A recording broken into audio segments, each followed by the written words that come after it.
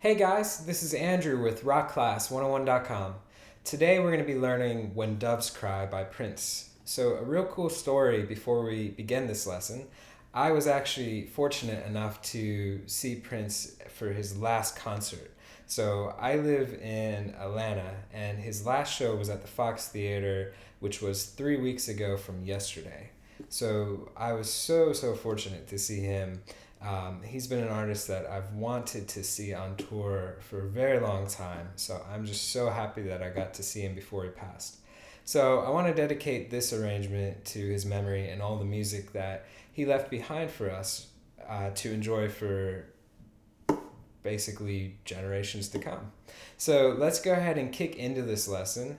And this lesson is going to be part one. And in part one, we're going to be learning the intro, which is that cool little guitar lick. And we're going to be learning those percussion hits that are on the uke's body, as well as that funky piano riff. So if you guys want to learn the rest of the arrangement, which includes the verse and the chorus and then the outro, we're going to be learning all of that in part two of the lesson at rockclass101.com, and you can also get the complete tabs to print out and follow along with, as well as access to that on-screen tab viewer, which literally lets you hit play with this performance and you can watch the tabs scroll across in real time. You can highlight bars to loop them, you can slow it down to whatever speed you want.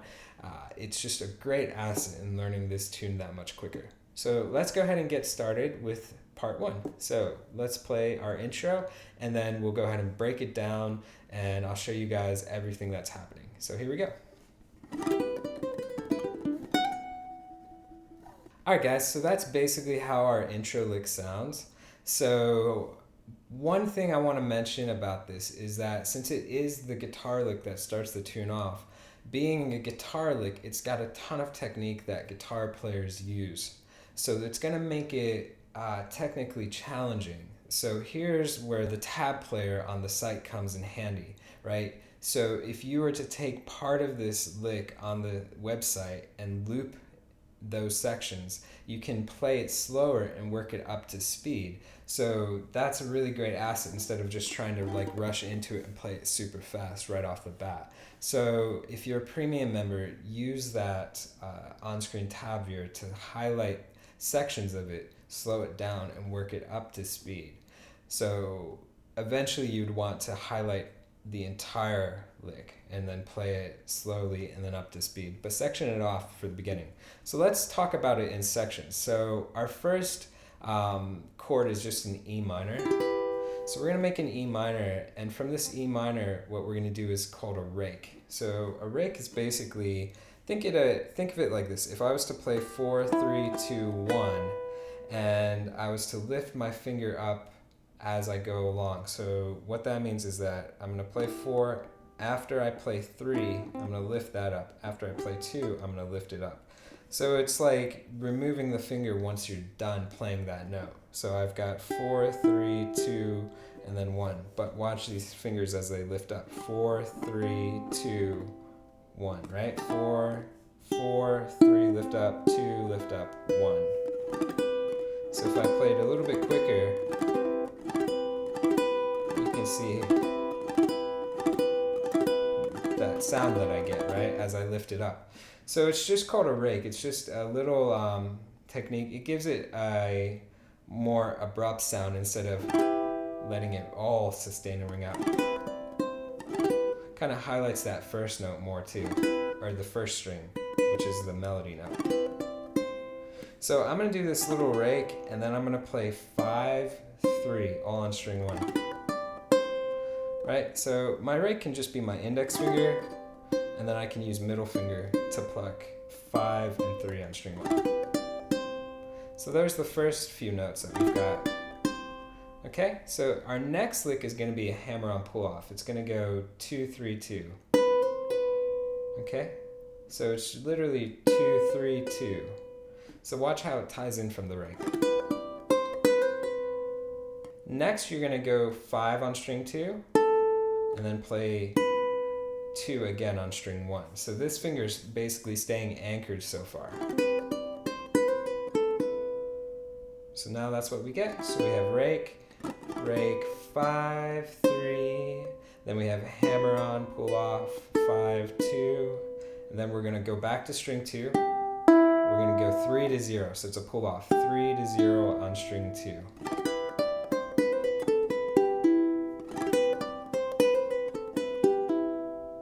Okay, so that's what it sounds so far. Okay, after this, you're going to move that index up to 2 on string 3, hit that one note, and then after we hit that note, we're going to jump all the way to 9 on string 1, and we're going to do a hammer-on pull-off. Right, so our hammer-on pull-off, guys, if you're not familiar with that technique, it's pretty simple. Basically, all you're going to do is you're going to pick the note once, use another finger to hammer on, and then use that same finger to pull off. But when you pull off, make sure you don't pull straight up. You want to pull off to an angle, right? You're not tugging the string down, but it's the same concept. So that's what gives it enough volume to ring out when you pull off. Okay? So now we've got,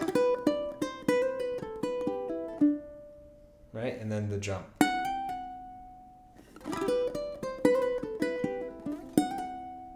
So it sounds like that again. Okay, and now that last 9, after we do the hammer-on pull-off, it's got some squiggly line on the tab, right? So that means that it's got vibrato. So we're going to put vibrato on that note.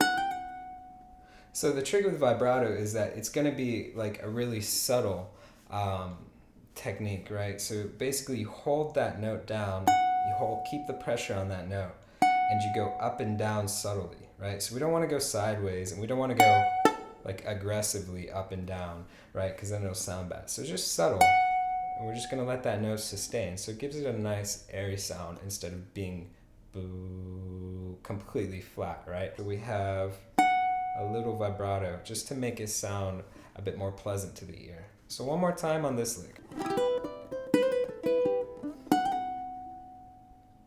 Okay. So it's tricky, right? So please use that tab play along just to work it up to speed, to slow it down, loop sections. Kind of like that. You can loop the first one, then you can loop the next one. And then the next one. And then the last one. And then you can start to put it together.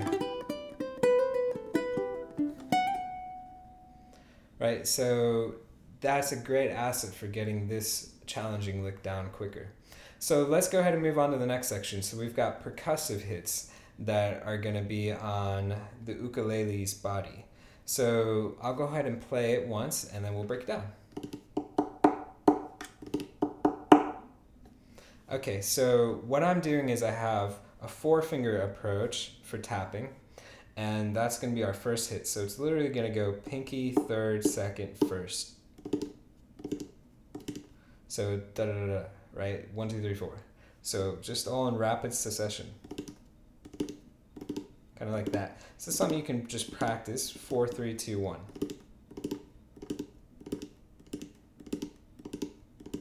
Okay? Once you get a hang of that, next we're going to be using our thumb to do taps above the neck. Right, 1, 2, 3. So we have, so think of it like that. So we have tap, 1, 2, 3. Tap, 1, 2, 3. Right, so 1, 2, 3. 1, 2, 3. Okay? After that, you're going to have one more thumb hit, which is going to be on beat 4. And then you're going to take that ring finger and just do a little, like, I guess like it's like a flick or so on the body of the uke. So that's what we get. So we have 4 hits, 1, 2, 3, then we have one more, followed by a little flick. So you notice on the last one, when I go 1, 2, 3, I'm going to stop on that one. So the first time around, for the first bar of hits, I've got that. The second time around, 1, 2, 3, then you stop. 1, 2, 3, stop. Okay, so that's for the second bar. So let's go ahead and do this. Let's put the intro lick and the percussive hits together, and then we'll go into the funky piano riff.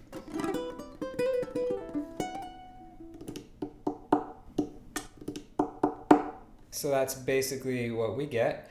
So it's a little tricky if you've never done percussive hits, but you get the hang of it real quick. It's not too hard, and it gives it something that makes it pop. You know, it's really interesting when you add like backbeat, and it adds a certain dynamic to the arrangement instead of always just playing notes, right? So something cool to add to your playing. Let's go ahead and move on to our piano riff, and I'll play it once through. We'll break it down.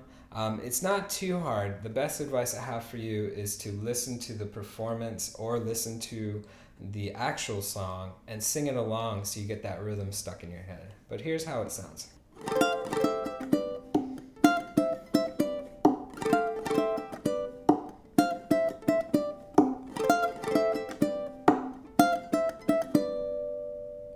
Okay, so it's got 2 bars that are looped 3 times in a row. So what I've got going on is basically just 3 chords. Our first one's going to be an F chord with the G on top, right? The 4th string is open. So here's what we're going to do. We're going to lay our middle finger flat on the 8th fret, strings 1 and 2, and then add your ring finger to the 9th fret of string 3. So this is a hard shape, I'll give you that. If it is really hard, you can do your first finger flat and your middle finger. But then you're going to have to do a bigger jump to get to the next chord. So I think it's easier to do the middle finger flat. And this is probably going to hurt a little bit because it's probably a shape you've never done before. So just something to keep in mind. So we're going to hit this chord once, and then we're going to go back to that staircase shape. It's the same shape as E minor. So it's basically an E minor chord moved up to 9, 8, 7, right? Same 3 strings. Then we're going to go strum and then hit 1. So we have bop, strum 1. So bop, strum 1. So we have F to A minor. And then we're going to jump down and we're going to make a G. So this G chord is going to be your ring finger on the 7th fret of string 2. And the open 4th string and your index finger on the 5th fret of string 1. So I'm going to pluck 4, 2, and 1. So I have F, A minor, G. So, and our rhythm's super easy for this one. 1, 2, and 3, right? After 3, we're going to do a tap with our thumb on beat 4. 1, 2, and 3, tap. 1, 2, and 3, tap. Okay?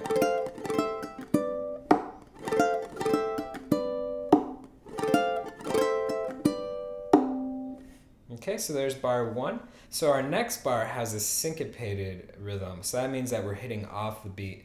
Now the first hit's actually on beat 1. It's just going to be that same F chord with the G on top. So here's where I was saying listen to it, right? If you can sing it, you can play it. So think of ba da da da da da da da. So if you can sing that, you can play it. Ba ba da da ba ba ba dum. Right, so you want to get that rhythm stuck in your head. So bar 2 is going to go same F over G to the A minor, and you're going to hit that one twice, and then to G, right? So it's the same thing. The only difference is the rhythm attack on it. 1, 2, 3, 4.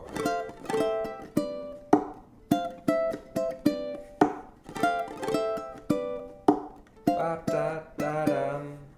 Right, so you want to get that rhythm stuck in your head. Ba da da dum, ba da da dum, ba dum ba dum, da dum ba dum. Right, and for the A minor, I'm just kind of like plucking that chord instead of like hitting just one note. Right, so you can pluck that one. So I could go strum, pluck, pluck, and then pluck on the G, right? And once you finish, we're again going to tap on the top for beat 4. So let's loop it. 3, 4.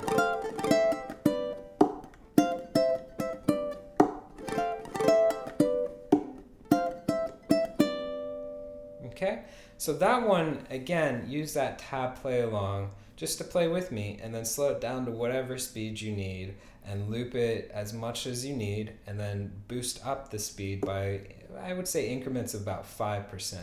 And then eventually just work it up to speed. And that'll be the easiest and quickest way to get it down. And also sing along with it too. Remember, you can sing it, you can play it. So that piano riff is going to go 3 times. So now we've got the intro, we've got the percussion hits, and we've got that funky piano riff. So let's go ahead and play all 3 parts in a row right now, and then we'll wrap up this lesson video, which is part 1. So here we go.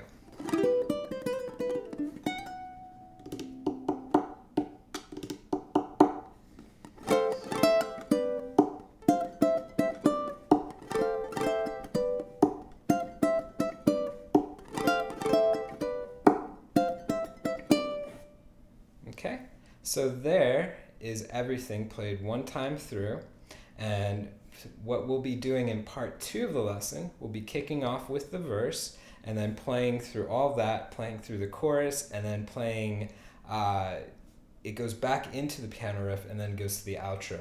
So the rest of the tune, again, guys, all those parts are going to be taught in lesson 2 at rockclass101.com, and you can get the complete tabs and access to that on-screen tab viewer all at rockclass101.com. So I hope you enjoyed this lesson. I'll see you in the next one. Thanks.